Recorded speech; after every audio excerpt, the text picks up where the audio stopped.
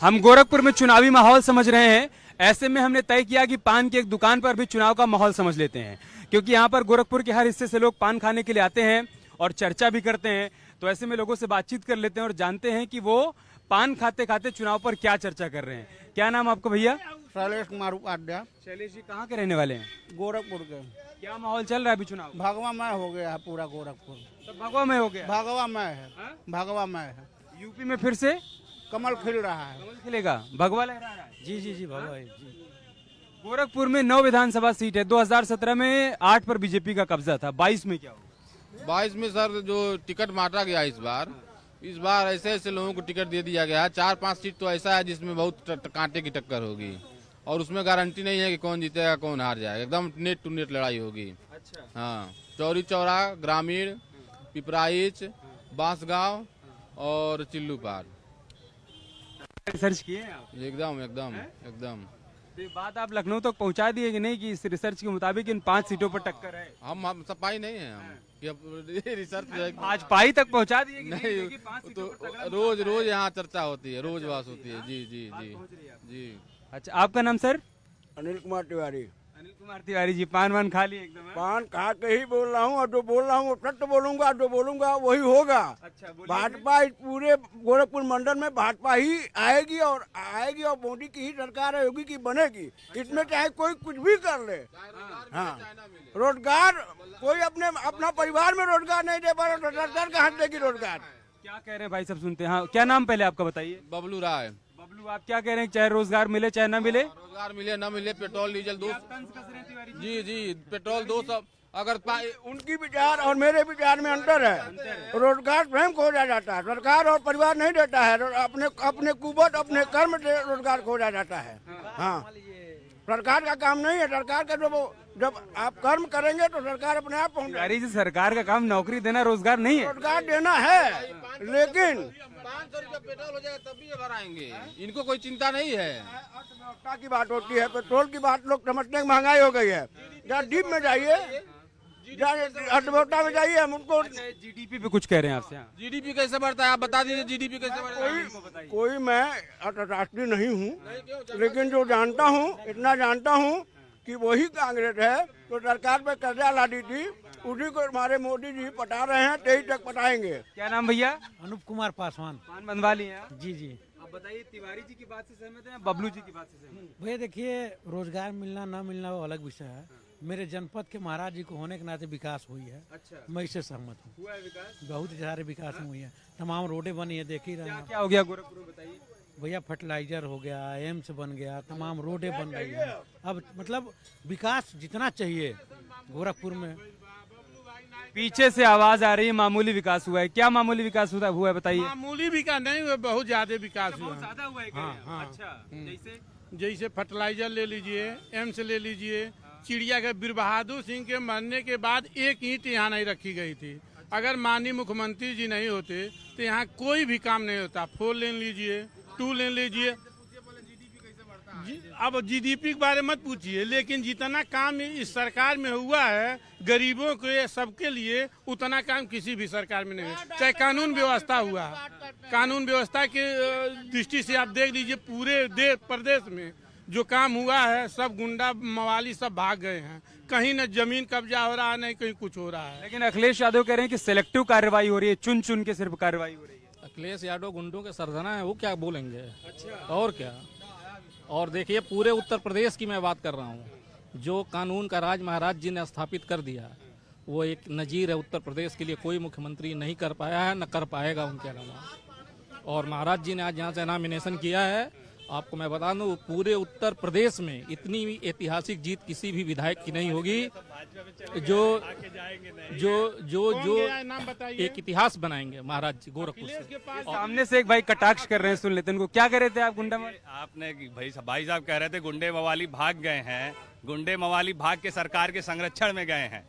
Dhananjay Singh bat ball खेलते हुए नजर आते हैं। 25,000 के इनामी बदमाश है। अरे धनंजय भाजपा में? अरे सह तो भाजपा की है, सह तो भाजपा की ही है। मुख्तार और अतीक कहाँ है? मुख्तार और अतीक जहाँ होना चाहिए उनको। तो बस फिर कार्रवाई तो हुई ना? मैं कह रहा हूँ, चुन के धनंजय सिंह पे कार्रवाई क्यों नहीं हो रही? इस बात का जवाब दे। राजा भैया पे कार्रवाई क्यों नहीं हुई? बताइए, इनका सवाल है कि धनंजय पर कार्रवाई भाई धनंजय सिंह के ऊपर धनंजय सिंह ने कौन सा अपराध किया है? बताइए कौन सा अपराध है? धनंजय सिंह का एक अपराध बताइए आप राजा भैया। किसका जमीन कब्जा किए हैं, किसको कौन? किए हैं, किसका हत्या की है? धनंजय सिंह पे 100 से ज्यादा मुकदमे दर्ज है। 25,000 का इनामी बदमाश है। अरे वो इनामी। एक मिनट अब मुकाबला तगड़ा हुआ है क्या 25,000 का इनामी है वर्तमान समय में। और 50 करे थे 25 अमाउंट इधर उधर थोड़ा सा समझ लियो। वो तो हाँ, वो तो पता नहीं क्या क्या बोल देते हैं लोग। 6.5 लाख करोड़ वोट बता देते हैं। 600 साल की भाजपा हो जाती है। 650 साल से लड़ रही मुगलों के समय से वो लोग जाटों के साथ लड़ाई लड़ रहे हैं। जो कानून व्यवस्था महाराज जी के सरकार में, सुनिए हमारी बात सुनिए।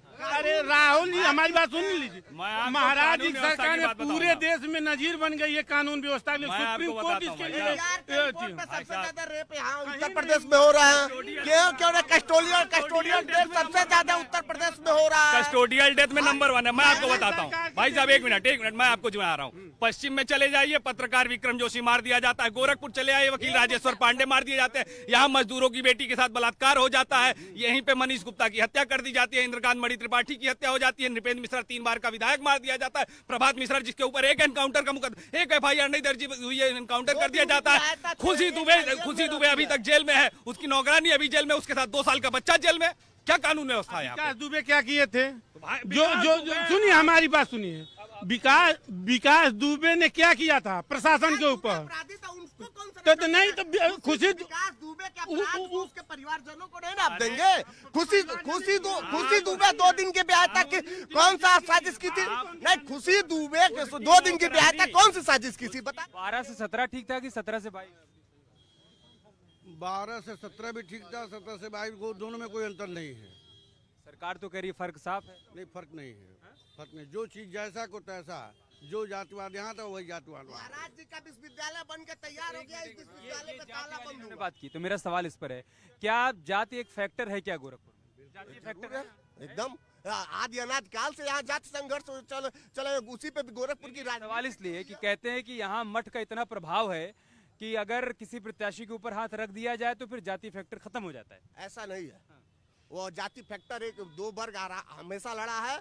ये है कि कोई उस संघर्ष में कोई जीत जाता है, कोई हार जाता है। तमाम ऐसे मठ के प्रत्याशी रहे जो हारे हैं। उपेंद्र शुक्ला यानी कि मठ के प्रत्याशी नहीं थे जो हार गए। वो भी तो महाराज जी आए थे, कहते बम्पर रोड दीजिएगा। उनको तो बाबा ने हराया था। यानी कि आप उनको मठ का प्रत्याशी नहीं थे। वो बताइए हाँ क्या कह रहे हैं? मठ के प्रत्याशी नहीं आपको याद होगा कि यही मठ खुद हारा है। 1971 में स्वर्गीय नरसिंह नारायण पांडे ने अवैधनाथ को बुरी तरह हराया था। कांग्रेस के थे, अवैधनाथ को हारे। तो इनको हो गया है घमंड।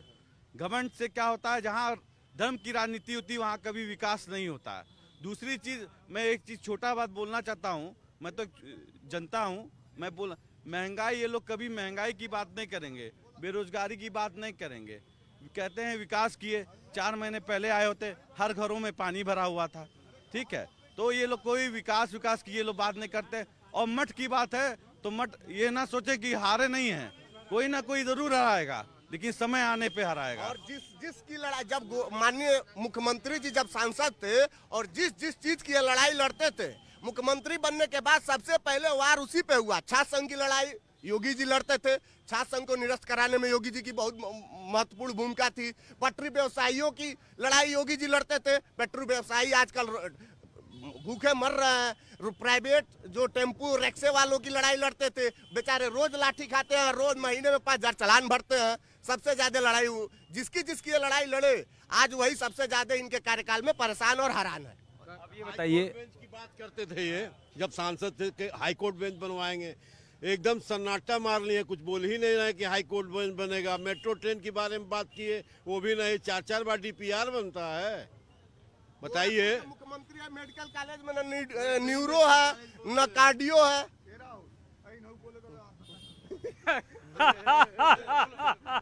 नहीं आत्महत्या मत करिए, बताइए क्या बोलना चाहते हैं आप? नहीं कुछ नहीं, जो आपको पूछिए। सवाल ये है कि अखिलेश यादव कह रहे हैं कि हम 400 सीट लाएंगे और बीजेपी कह रही है 300 प्लस, तो सीटियां तो 403 है ना।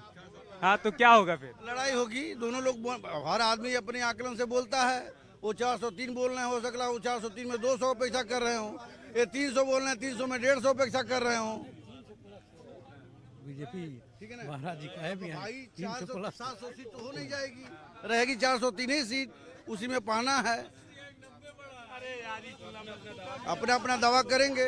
लड़ाई किसकी है? 80-20 की है? क्या लड़ाई है? कुछ लड़ाई नहीं है, युवाओं की लड़ाई है, युवा ही वोट देंगे। और बेरोजगारी और महंगाई सबसे बड़ा मुद्दा है, सबसे बड़ा है। इस देश की लड़ाई है, योगी और मोदी को यहाँ से हटाना है। अच्छा, जी हाँ, हटाना, दोनों को हटाया जाएगा। हटाना किसको है? जो भी आएगा, जो कांग्रेस आएगी, जो भी आएगी, कांग्रेस पार्टी आएगी, जो कांग्रेस लड़ रहा है, नहीं, कांग्रेस एक मिनट लड़की हूँ, एक मिनट लड़की हूँ, लड़ सकती हूँ। क्या लग रहा है कि इस नारे के साथ कांग्रेस पार्टी जो कि एकदम हाशिए पर खड़ी है वो अचानक से सत्ता में आ जाएगी? कांग्रेस मुद्दों की लड़ाई लड़ रही है, नौजवानों के लिए भर्ती विधान की व्यवस्था की है, महिलाओं के सशक्तिकरण के लिए अभियान चलाया है और आना और जाना लगा रहता है। कांग्रेस मुद्दों की लड़ाई लड़ रही है, जो वास्तविक मुद्दे होने चाहिए चुनाव की, उसकी कांग्रेस लड़ाई लड़ रही है।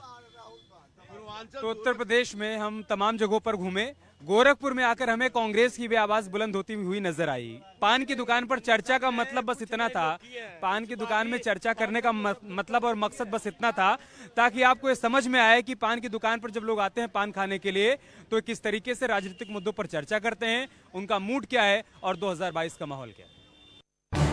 इस न्यूज हेडलाइंस के